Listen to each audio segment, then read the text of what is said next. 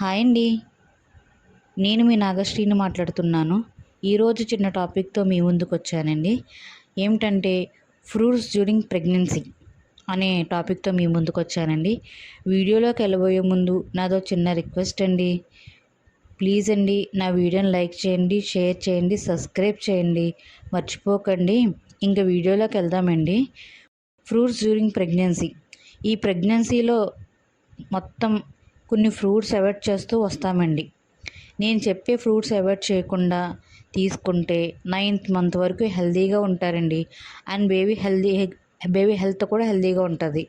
మీరు ఫాలో అయ్యే డైట్ కూడా మంచిగా ఉంటుందండి. సో ఖచ్చితంగా నేను చెప్పే ఫ్రూట్స్ మాత్రం తీసుకోవడం వల్ల ప్రెగ్నెన్సీలో వామిటింగ్ కంట్రోల్ చేసుకోవచ్చు. అండ్ బేబీ గ్రోత్ కూడా బాగుంటుందండి. అలాగే మీ స్టమక్ నిండుగా ఉంటుంది. ప్రాబ్లం ఏమీ ఉండదు. ఆ ఫ్రూట్స్ ఏమేంటో చెప్తాను, వినండి. ఫస్ట్ జామ పండు. ఈ జామకాయ తీసుకుంటే అంటారు బేబీకి కోల్డ్ చేస్తుంది అని చెప్తారండి. అలా ఏమి ఉండదండి. నేనైతే డైలీ ఒక జాంకాయ తినేదానండి, లేదా ఒక హాఫ్ జాంకాయనే తినేదాన్ని. జామ పండు లేనిదే నా నా డే స్టార్ట్ అయ్యేది కాదండి. ప్రెగ్నెన్సీలో మాత్రం ఖచ్చితంగా డైలీ ఒక జామకాయ మాత్రం తీసుకోవచ్చండి. ఏం ప్రాబ్లం ఉండదు. కాకపోతే ఏమిటంటే ఎంప్టీ స్టమక్తో తీసుకోకూడదండి. ఏ ఫ్రూట్ అయినా సరే మీరు ఎంప్టీ స్టమక్తో తీసుకుంటే అది మీకు గడబిడిగా ఉంటుంది. ప్రెగ్నెన్సీ టైంలో ఎప్పుడైనా సరే ఏదైనా తిన్న తర్వాతో, లేకపోతే 11 to 12 మధ్యలోనో, లేకపోతే ఈవినింగ్ టైంలోనో ఒక ఫ్రూట్స్ తీసుకుంటే మీకు మీ బేబీకి హెల్తీగా ఉంటారండి. మర్చిపోవద్దండి, జాంకాయ డైలీ ఒకటి తినండి. ఇంకోటి ఏంటంటే ఆరెంజ్, అదే దాన్ని కమలాపండు అంటారు కదండి. ఈ ఫ్రూట్ని మీరు డైలీ జ్యూస్ కానీ లేదా ఫ్రూట్గా కానీ తీసుకుంటే మీ baby development and hair growth చాలా బాగుంటుందండి. బేబీ కూడా గ్రోత్ బాగుంటుంది. ఇంకోటి ఏంటంటే ఆరెంజే కాదండి, నేనైతే బత్తాయికాయ జ్యూస్ కూడా తాగేదాన్ని డైలీ. పాలు కూడా అవాయిడ్ చేసి ఒక్కోసారి అయితే బత్తాయికాయ జ్యూస్ తాగేదాన్ని. మ్యాక్సిమం నా ప్రెగ్నెన్సీ మొత్తంలో ఆరెంజ్ జ్యూస్ కన్నా బత్తాయి జ్యూస్ ఎక్కువే తాగానండి. 9th మంత్ వరకు, డెలివరీకి వెళ్ళే ముందు వరకు తాగాను. నా బేబీకి హెయిర్ గ్రోత్ కూడా బాగుందండి. థర్డ్ది మ్యాంగో. అది సీజనల్ ఫ్రూట్ అండి, మనకి ఎప్పుడు పడితే అప్పుడు దొరకదు. ఈ మ్యాంగో మీకు తినాలని ఉంటే తినేయచ్చు, ప్రాబ్లం ఏమీ లేదండి. ఒకటి ఏంటంటే మ్యాంగో తినడం వల్ల బాడీకి హీట్ చేస్తుంది అని అంటారు పెద్దలు. కానీ అటువంటి డౌట్లు ఏమీ పెట్టుకోకండి.